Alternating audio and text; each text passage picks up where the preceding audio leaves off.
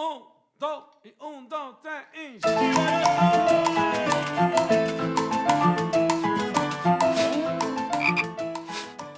Después de 35 años trabajando en la cocina hotelera, una madrugada en el mes de marzo me encontraba mirando Facebook y vi un anuncio de El Sapo Gordo.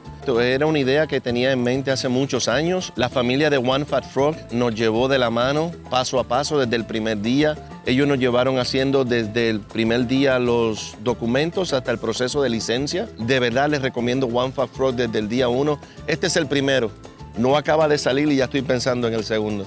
Espera allá afuera lo que es la comida auténtica puertorriqueña, raíces de Orocovis, nuestro pueblo natal, ambos. Y toda aquella persona que desee, no tenga duda en venir a One Fat Frog. Estamos aquí para servirles, para ayudarles a hacer ese sueño realidad. Sí se puede, es posible.